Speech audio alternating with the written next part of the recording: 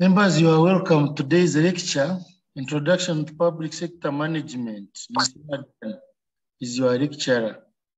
Good morning.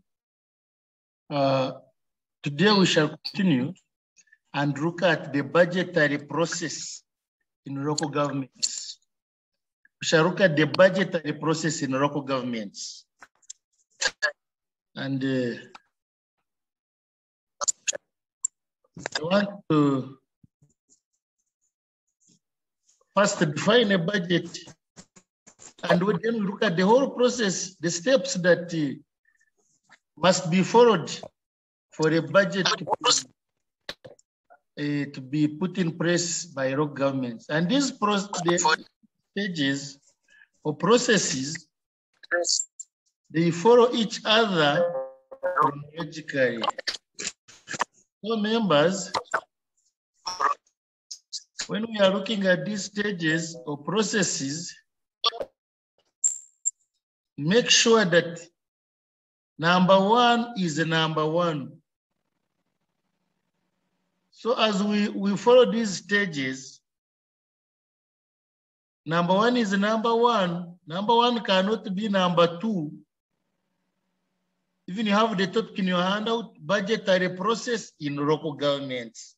Let us first define a budget.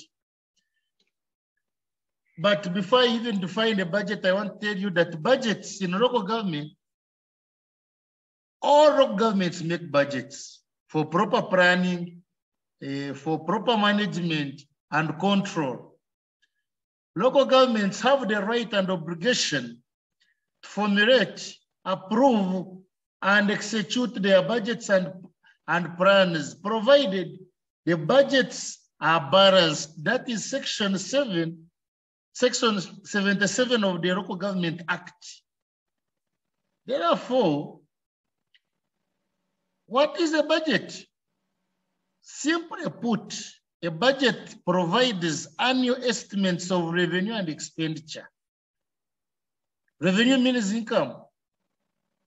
The income and then how that income is spent. Annual estimates of revenue and expenditure. Having noted that, then we shall look at the stages that must be followed for these budgets to be in place. And here we are talking about budgets in local government, not because when it comes to budget, organizations like schools, like churches, religious places are also make budgets. But our concern, as far as our question is concerned, is budgeting process in local government. Let us look at the steps followed.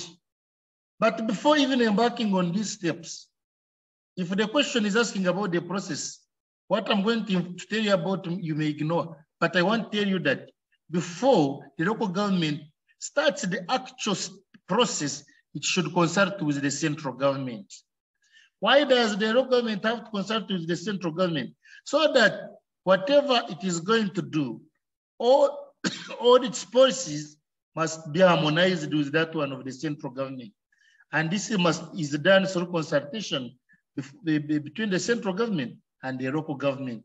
And the consultation starts in September of every year, where districts and the municipal officials participate to determine allocation formula of all the grants. Last time I told you that the central government gives the local government's grants, and we looked at 3 types of grants: equalization grant, then we looked at an unconditional grant and conditional grant. Also, consultation between the local government and the central government is to help in recurrent and development budget formats. Recurrent budget, it means the budget for the day-to-day running of the local government. Then development budget means budget money which is used for development activities like infrastructure development. That one we call it a development budget. Then payment of salaries, stationery, and other activities which are done on a daily basis, we call it a recurrent budget. Also, consultations help to determine the percent of flexibility allowed on conditional grants. Having noted that, members, straight away, let us go to the actual process. And I want you to grasp these steps. Others call it budgetary cycle. And you know, if it is a cycle, step one is one, it can't be two. So the first stage or the first step that you have, that local governments must follow in as far as budgeting process is concerned, is called proposal of policies. And you should also know in which months is this activity carried out. When you look in the notes, as you are reading, also indicate the months. But as we continue, we shall find out that there are activities which don't necessarily need to follow months.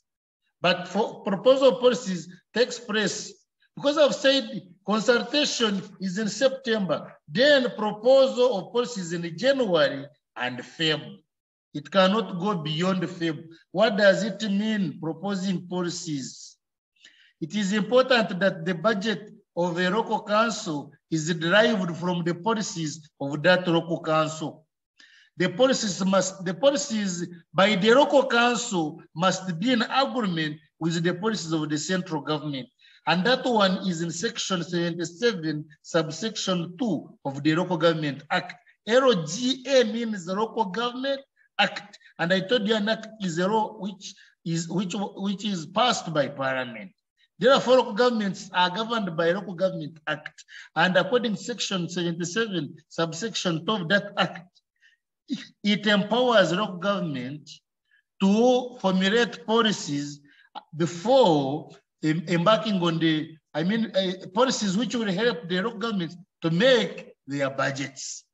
And these policies must be in agreement with the local government or central government policies. And I've said all the policies of the local government must take place between January and February.